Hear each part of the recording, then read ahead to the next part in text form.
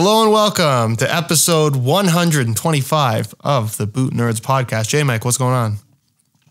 You know, normally I talk about football. I'm not going to talk about football today. We talk about how things are going extremely brilliantly with Manchester United, and let's just not do that. I mean, we've taken a bit of a hiatus. It has not been because I have been hiding under a rug after those humiliating results for United, even though you might think that. I have indeed gone off. I took after that Liverpool match, I took some time off social media.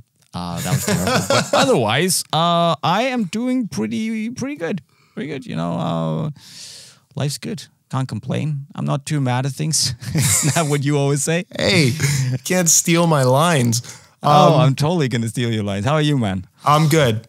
It's the one thing I will say is it's starting to get cold again. And okay, I'm just, it's fine. I'm still wearing shorts, but I'm the only one at this point. Should we make a petition or something, like a bet on when Josh actually starts putting on long pants? It's at a point now where for the last week and a half, every single day I've gone out, someone has commented, "Wow, you're wearing shorts still." Yeah, people I don't know. Yes. I would probably be the guy who, like, if I saw you, I would be taking pictures, sending it to my friends. And say, oh, look at this idiot. There are still, you know, in Denmark, it's like, well, we're 5 degrees Celsius or something like that. And we went to this theme park, my family and me. And there was this guy just standing in a t-shirt and shorts. And everyone else were like packed in big jackets and stuff. And oh my God. That's exactly where we're at. 5 degrees, still wearing shorts. You absolute nutcases. Anyways, but was that like a hint of emotion? A little bit of emotion. And you know what occurred to me the other day? Wow.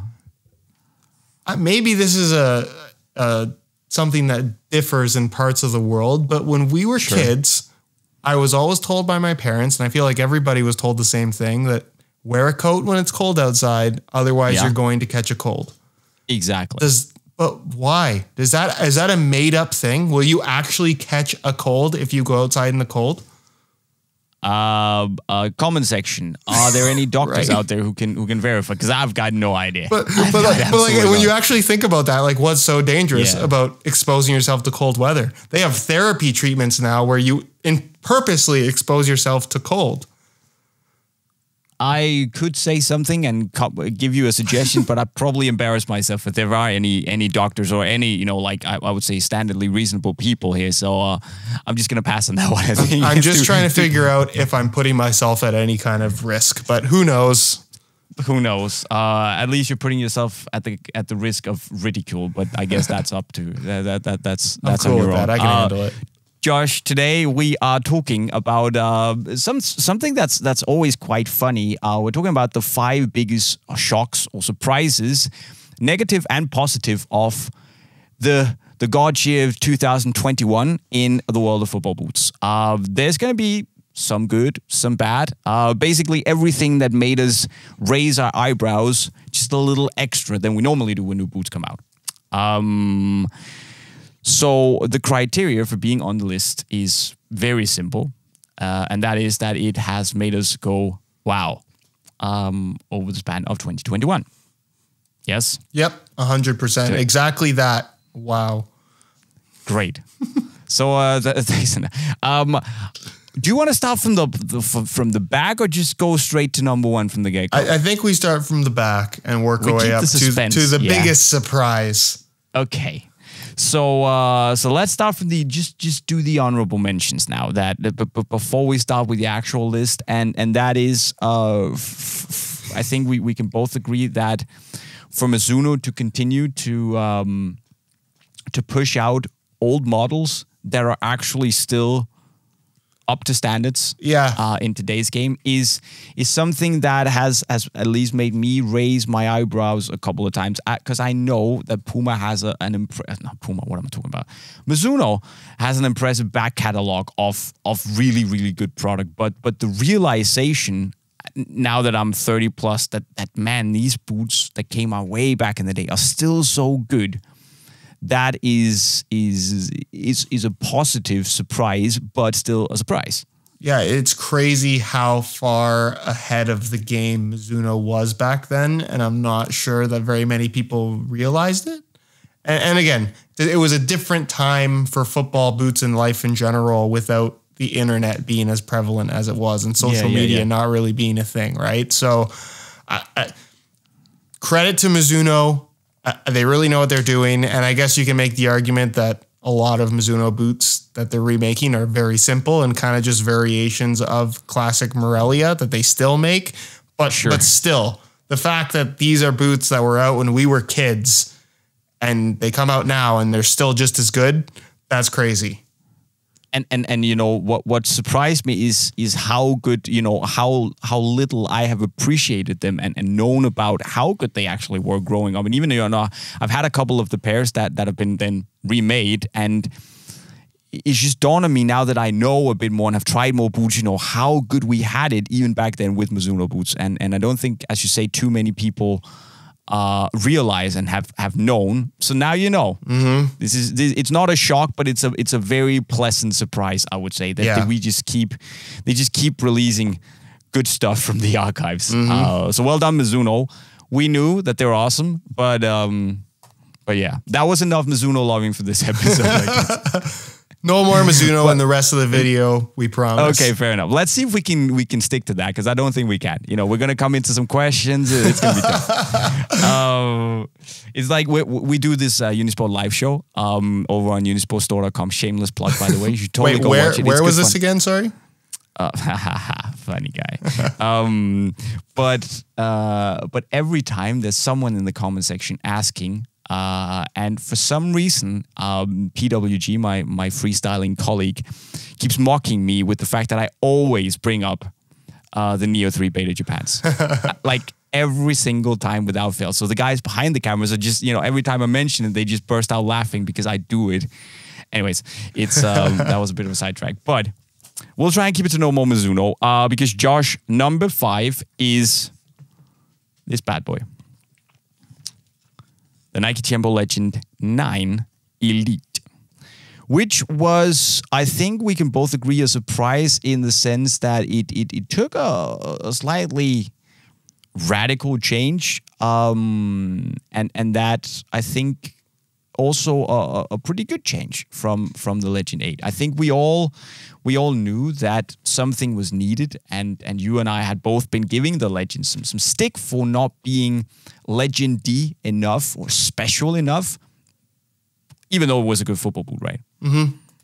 I think that the Tiempo concept is a tricky one where Nike got away from finding the right balance, where the idea behind it is to have that kangaroo leather base as your classic element, and then everything else more or less is kind of fair game to play around with and add some kind of technological influence that is going to both better the experience and performance of the final product. And I think after Legend 5, so 6, 7, and 8, I think that Nike really went with this emphasis on technology over the classic leather element. And I think Legend 6, 7, and 8 have all been really good products. Everyone has their preference out of those 3.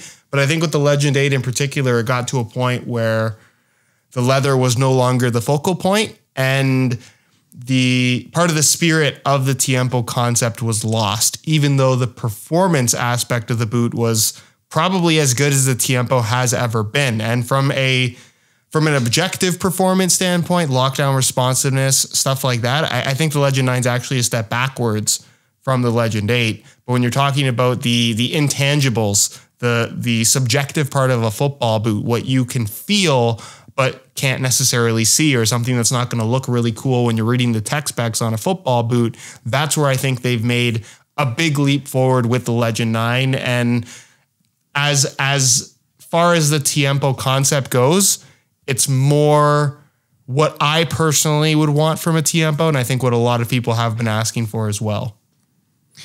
And you make a good point there in saying that maybe it's gone backwards, and I think it's at least gone to something that's so significantly different to what we had in the 8. And for me, you know, the key point here is that it's become more Tiempo-y. It's gone back to what I identify as a Jumbo, at least.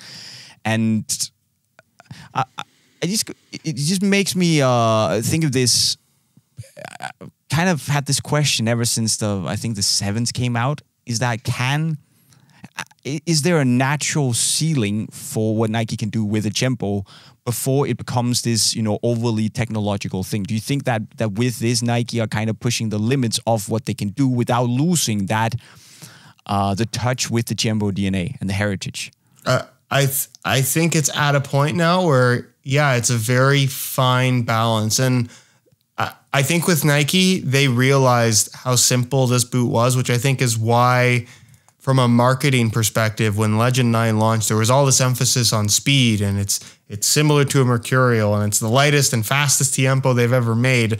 Realistically, it's a couple grams lighter than the Legend 8 it replaces, so it's not really significantly lighter in any way. And I would go as far as say that there was probably lighter Tiempos in the past if you weighed them all out on a scale. I'm not entirely sure about that one. Don't quote me there. But it's just, I feel like the comment of the Nike Premier is now the true Tiempo rather than the Tiempo. The Premier that's as simple as you can make a leather football boot. And I think that with the Legend 9, they've amped it up a little bit with the addition of the memory foam, the slightly more aggressive sole plate and stud pattern, some of the structure elements within the upper that's synthetic through the midfoot.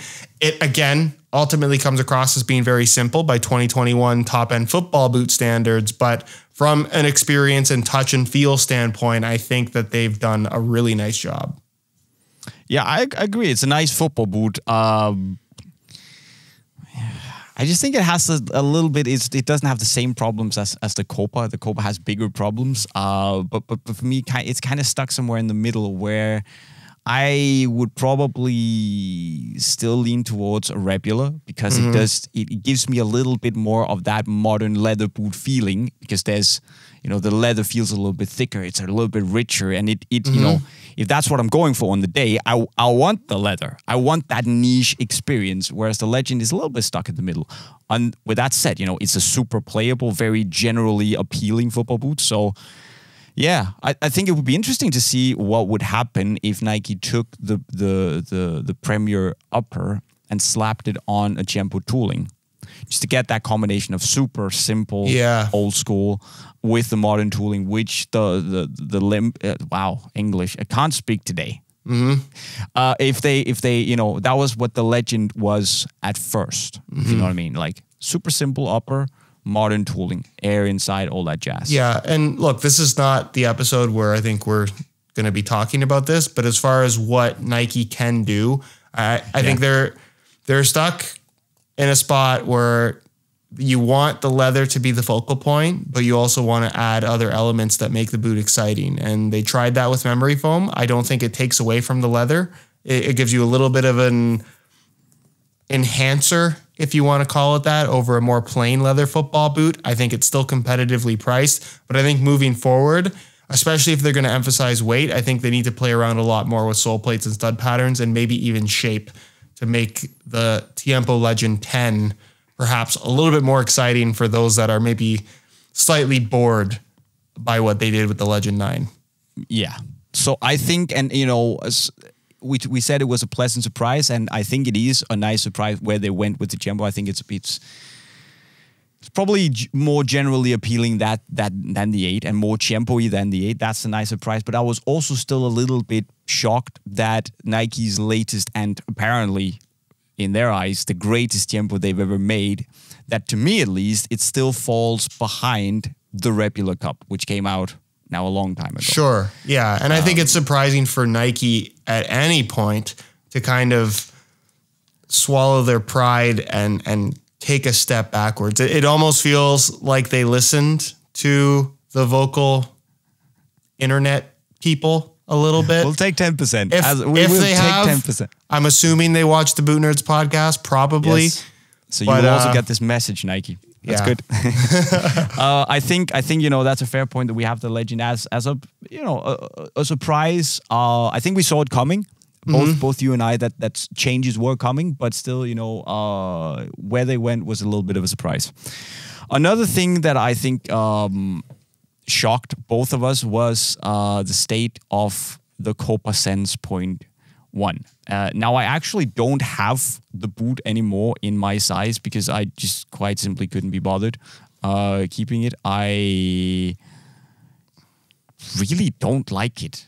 Like, I mean, if someone gave me a Copa Sense Point 1 to wear, I would go back and wear something from 2-3 years ago. For me, this is such a massive step backwards compared to the 20.1s that I didn't really love either because of that burrito tongue. But it's just, this is just such a step backwards.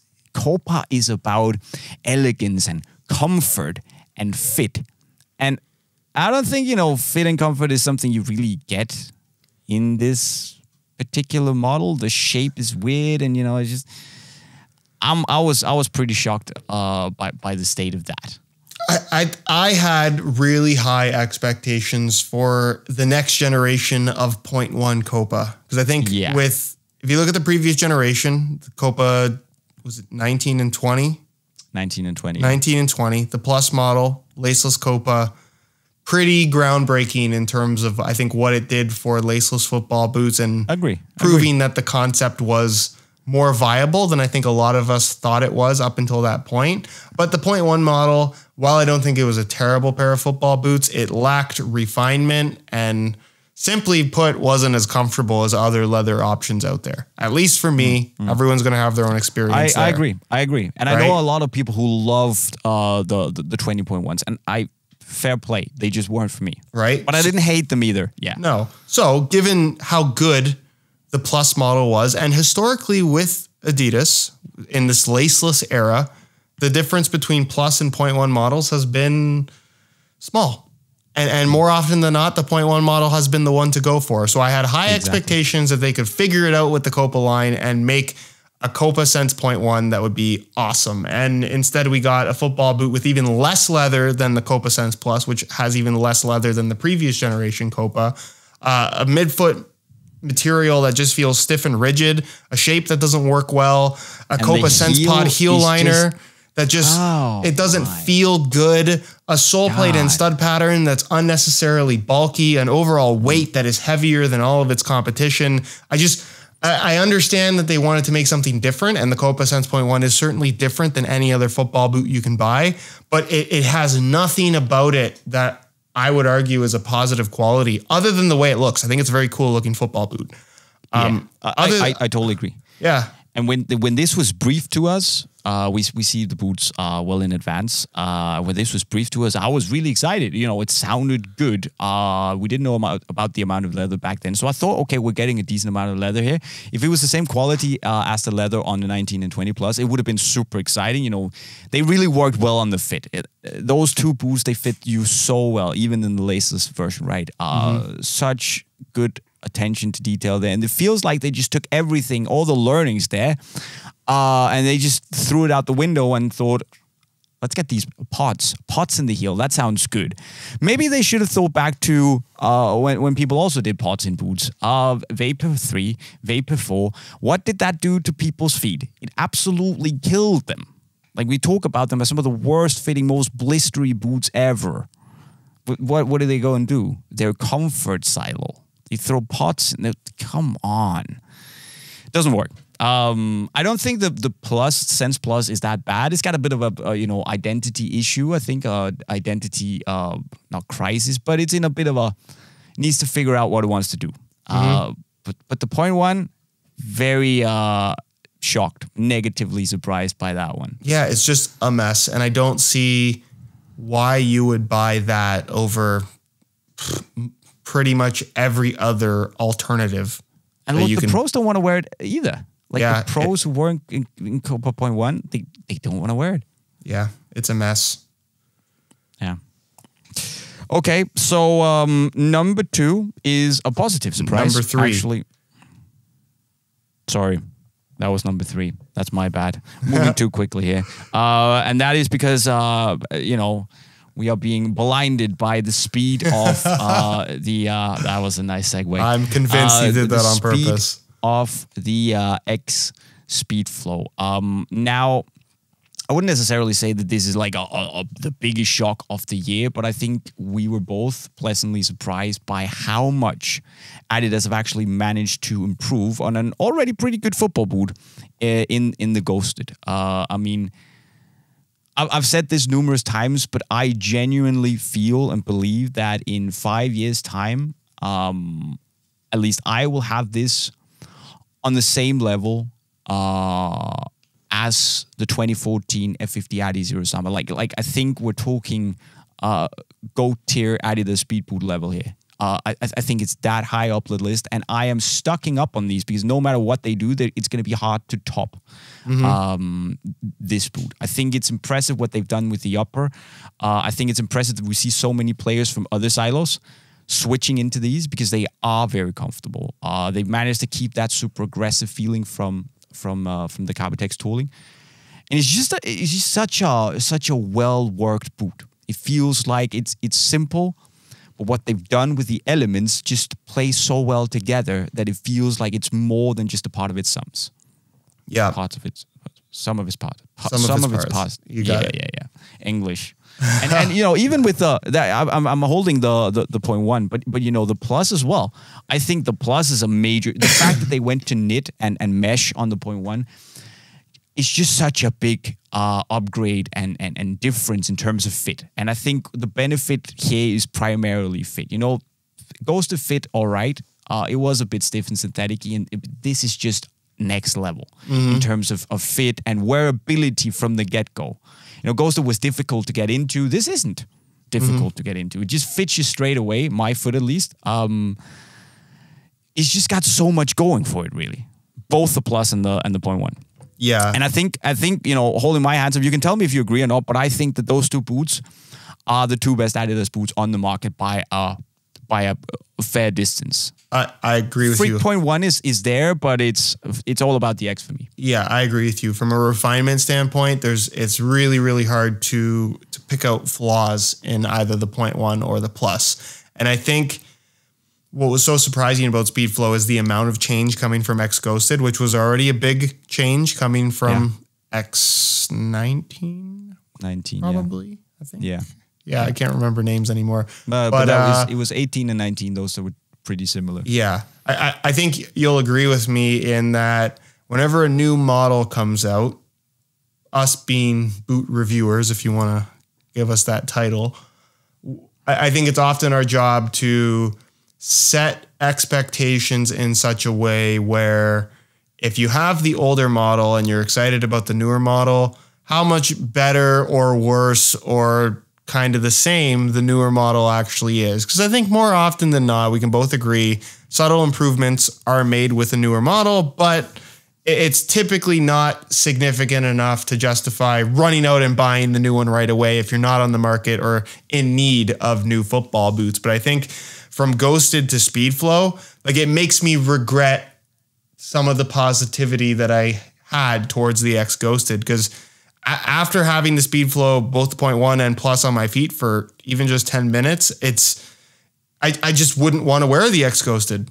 Yeah, I feel the same, but I don't think that the positive. I was also very positive about the Ghosted. I think it was probably at the time the best hardcore speed boot we had on the market. I'd still probably wear the Vapors because they were a little bit more generally appealing, I would say. But for me, you know, the Speedflow has just taken, you know, it still sits on the throne for hardcore speed, but it's also taken it's attacking that general market appeal that the Merc has and the Ultra for that matter. So I'm not really that bothered that I was positive about the Ghost, because I genuinely feel that at that point in time, it did really well. It was a great alternative for what people got. It had its flaws. We mentioned them. But this is just such a big upgrade that I feel okay with going from good to this is, and especially the 0.1, I can go on record and say I think this is the best Adidas boot I've worn for the last 5 years.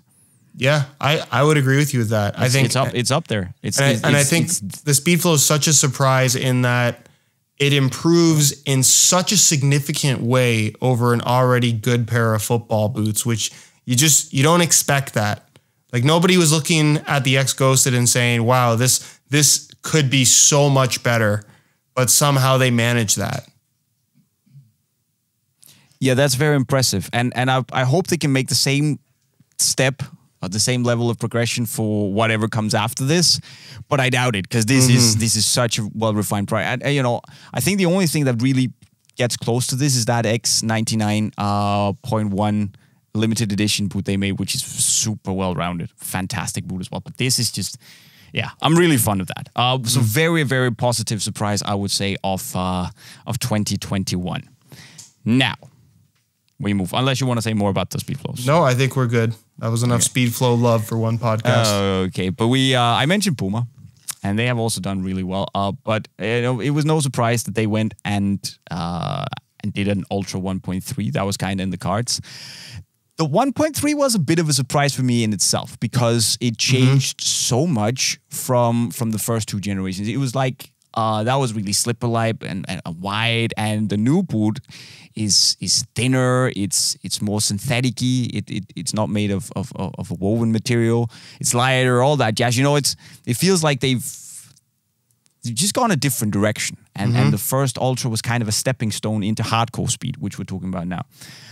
That in itself was a surprise, and you can tell me if you agree in a bit. But the biggest surprise for me was how Puma just keep pushing quality for less. This is the Ultra 2.3. And it was actually you who made me aware of how good this is. Normally, I don't look that much at the takedowns. Not to sound like a boot snob, but that's just the way it is. But you actually mentioned to me how good this was, and how it reminded you of the 1.1 and the 1.2s. And basically, it feels like Puma have gone in. They've used the Matrix upper to give you a boot that feels kind of similar, with a thicker foam liner. Feels kind of similar to the 1.1 and the 1.2s. Same width, same tooling, but for less. It's a takedown model, but it feels like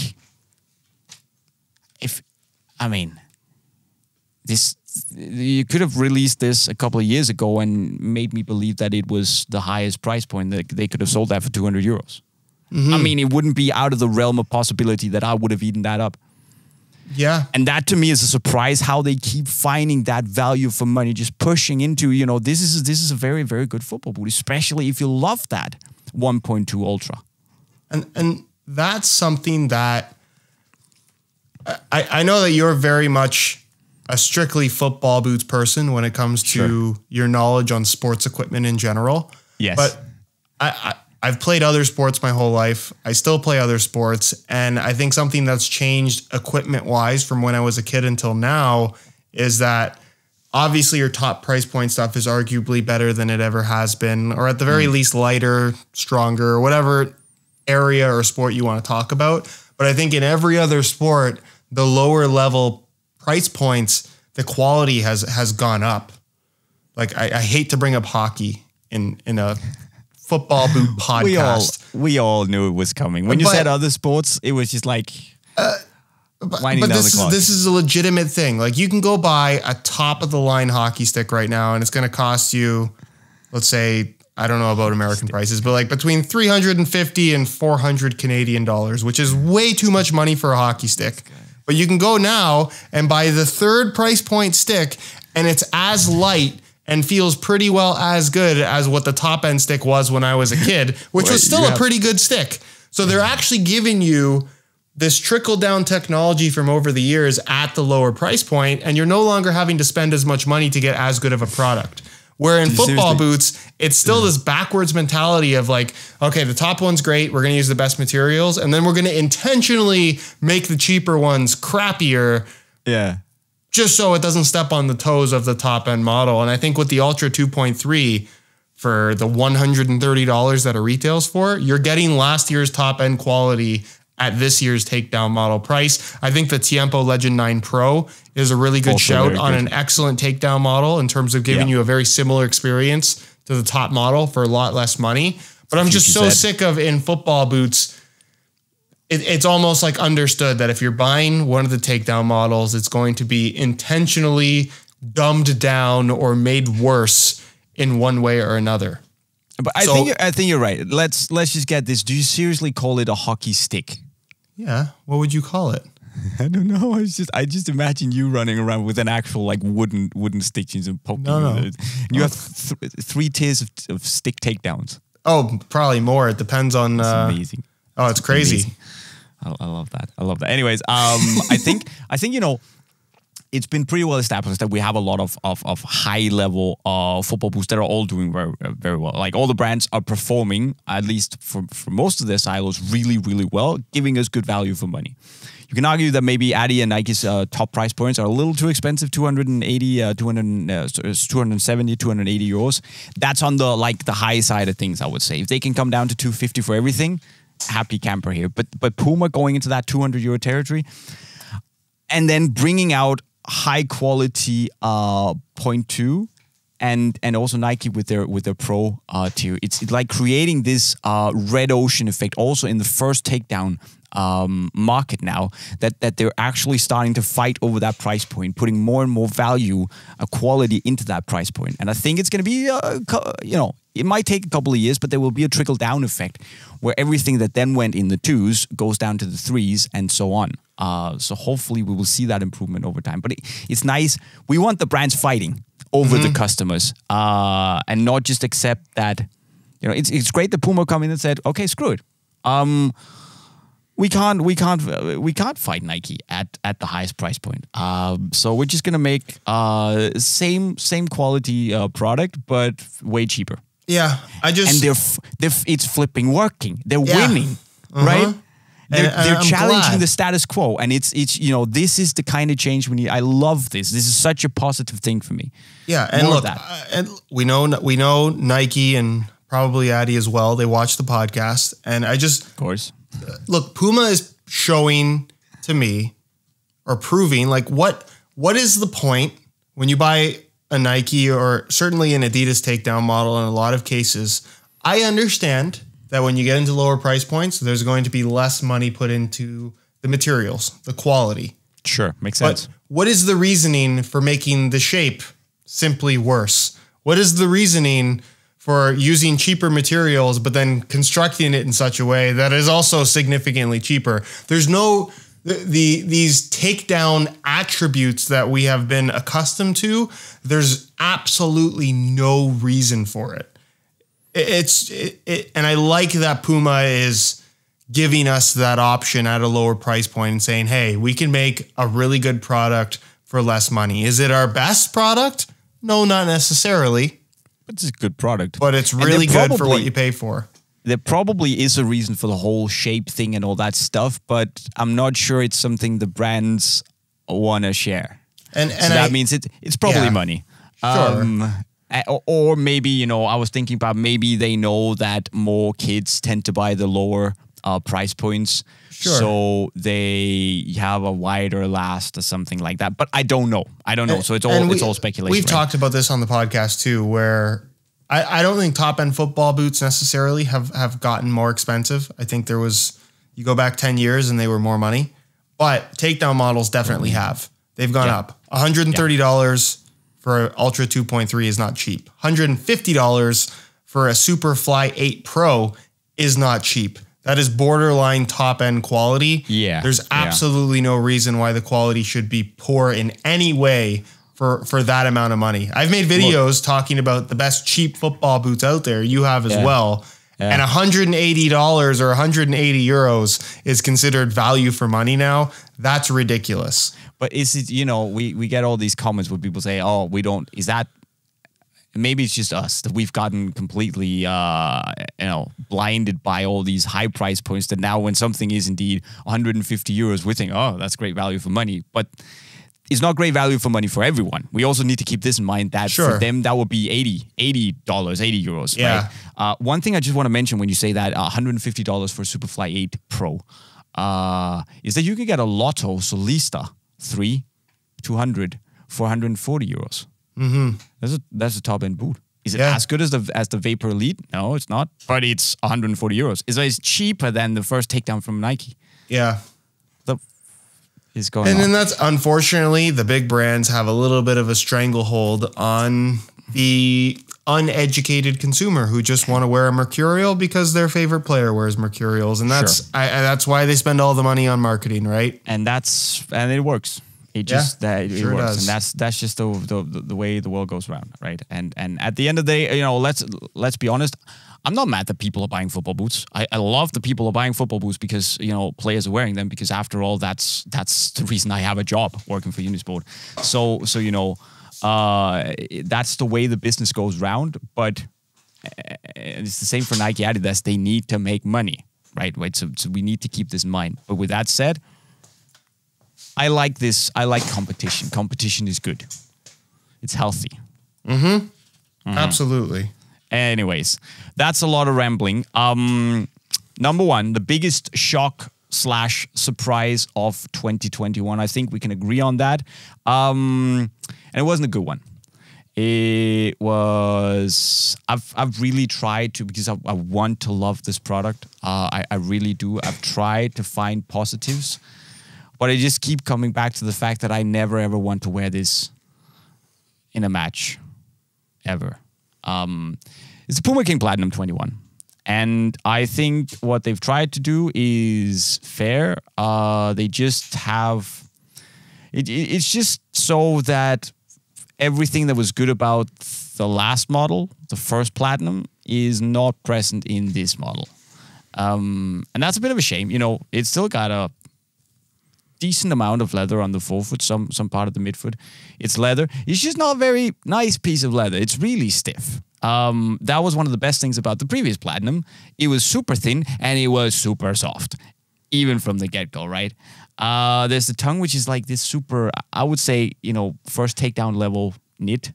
Not very nice. I do like the heel. That's pretty good. The tooling is pretty unspectacular to me. It's not bad. It's just not good either. But the whole DNA with the King Platinum is that it should feel...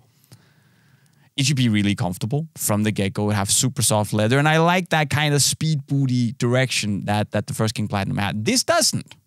It just feels like a, you know, it's wide like a Tiempo and bulky like a Copa Sense 0.1. I want nothing to, it's, yeah. It is a mess. That, for all the applauding we just did for Puma, that Puma King Platinum 21 is a disaster.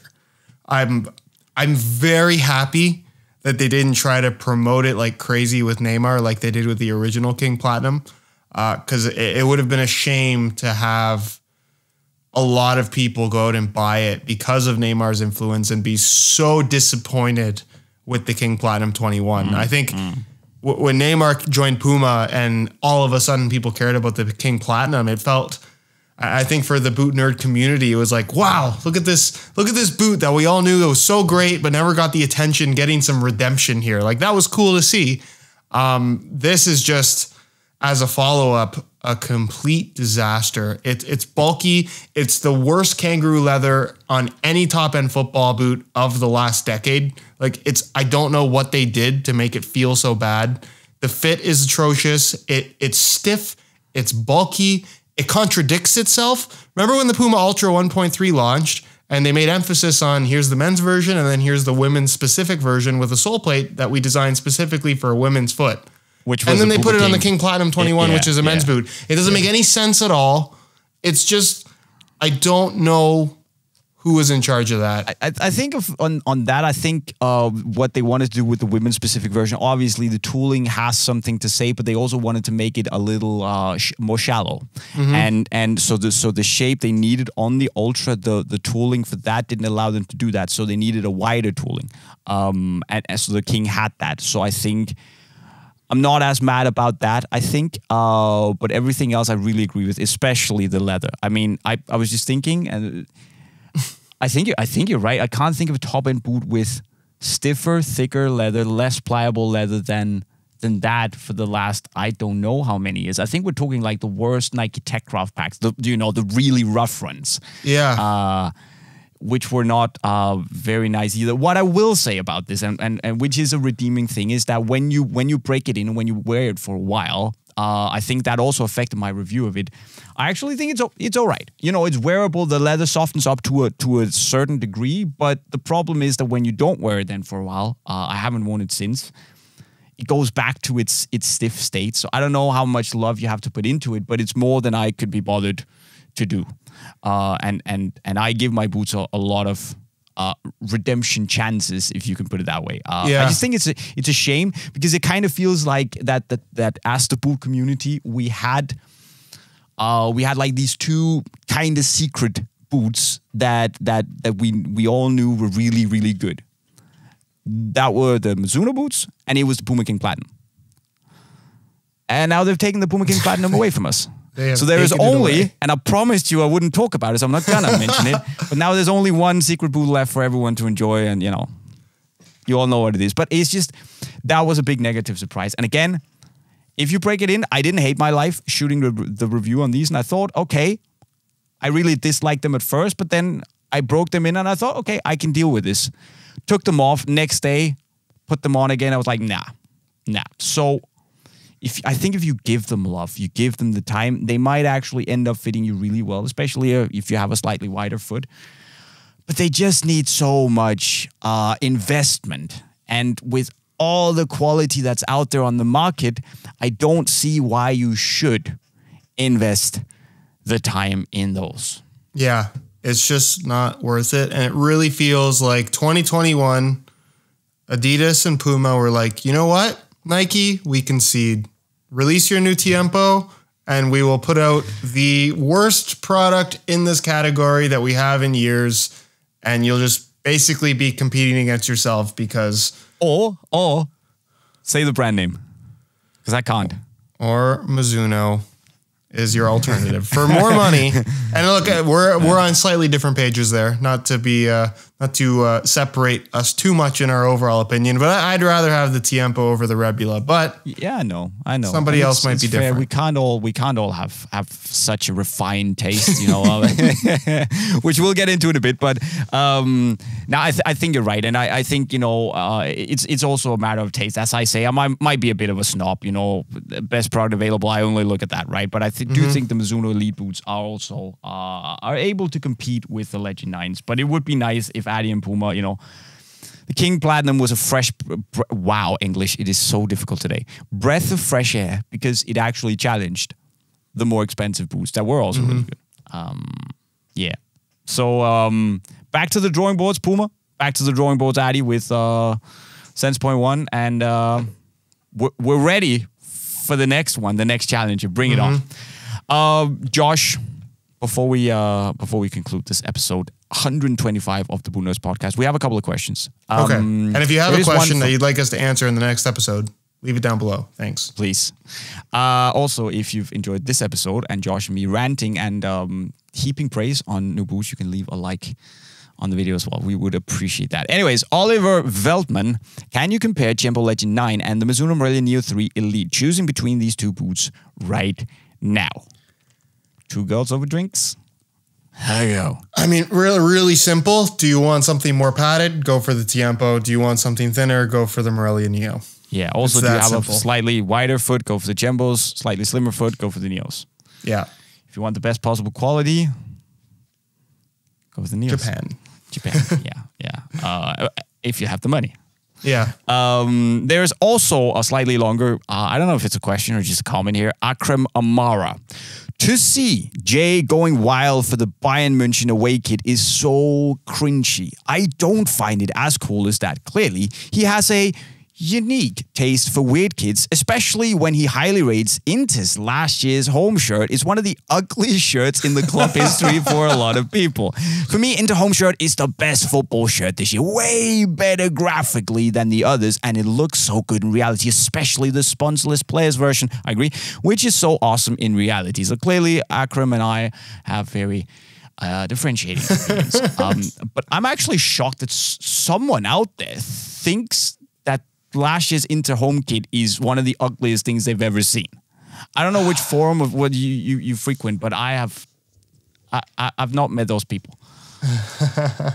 But anyways, we can all agree that I am a bit of a unique personality. Some would say I have shit taste, but that's the way it is. That's the beauty of the internet. Throw a microphone at someone and they'll, yeah. Someone is always going to disagree with you. Yeah, I just thought it was funny. Someone's clearly, I feel it's cringy that I like a football shirt. Well, anyways. Caleb Taylor, that's a question for you, Josh. Do Pure Grip socks have ACC? I mean, to put it in the simplest terms, I think it's pretty clear as to whether or not they have ACC. It's clear as day, really. You can just tell if they do or don't, but they don't. They're also available at puregripsocks.com. I think with Nike watching, that was probably the right answer. That was probably the right answer, yeah. I had to think about that one for a second. Yeah. Federico Cavallara. Hi, guys. The same who's a fan from day one and will be for a long time. Always loving your content. Thank you, man. I appreciate that. Can we get more guys like Federico and less like... I'm kidding. Since indoor football season is about to start, do you like more what Adidas is doing with the Speedflow 0.1, for example, using the upper from the top model and the heel section from the takedown model, or what Puma is doing with the Future Set Pro Code, using the heel section from the top model, but the upper from the takedown model? So what would you rather have? Upper from top, heel from takedown, or the other way around? Oh, man. I would say probably, as long as the sole plate's not like awkwardly stiff, because I feel like some takedown sole plates just don't flex properly. It's not too bad on any of those. I'd probably take a better upper. But again, we kind of just talked about this a little bit with the Ultra 2.3. Why is there this expectation that there's going to be something that is seemingly crap on purpose because it's a takedown model? Like there's no reason to intentionally make something bad. But I think in general, I would prefer a higher quality upper than a higher quality sole plate. I agree, but as you say, it depends on the upper, because on the Ultra, would I really mind if it was the 2.3 upper instead of the 1.3? Especially for indoors, where you, at least personally, I prefer to have a slightly thicker upper. Should be stiffer, but just a little bit more bulk to it is nice, or should we say padding to it. I do prefer, though, I think, what they do with the Speedflow, because the heel on the takedown is a little bit wider, higher. It's got a little bit more profile, so to speak. So there's a bit more structure, and for indoor, I like that. It's just a personal preference. What I'm just going to throw a curveball here and say, I wouldn't personally buy the indoor versions of the football boots. They are very good, and some people will appreciate them a lot. I would buy the indoor specific shoes. So the React Gatos, the Luna Gatos, the Premier 2 Salas are great. New Balance Audazo, the Mundial Goals, the Morelli 2 indoors, of course. I would go into that. I agree with you. I think Nike does a pretty good job of owning. Of doing their indoor models. Oh my God. I mean, you could take all three models and could argue that I could take any of those and play indoors for the rest of my life and be very happy with that. The great shoes, all of them. Completely owning the indoor market. Anyways, that was those were all the questions for this week. So if you have any questions you'd like us to answer, or any comments on my apparently cringy and weird and unique taste and or character, it's very welcome that you leave them in the comment section right down below. And the only cost of that is that you go and like this video. So yeah, we'll answer the best ones in the next couple of episodes. Josh, any closing comments for this 125th episode of the Bootnerds podcast? No, I think I've said enough, Jay. I do agree. So with those words, thank you for watching. Thank you for subscribing. If you have done so already, if you haven't, you know where to click in the middle of the screen. You can go and follow Josh over there, Unisport right over here, and also make sure to like and comment and everything. We'll see you next time. I've been JayMike. I approve this message. Wow, that was a mess. Well, one of your best outros so far. Awesome. We're getting better at this. It's time to end. It's time to end. Thank you. Thanks for watching. Goodbye.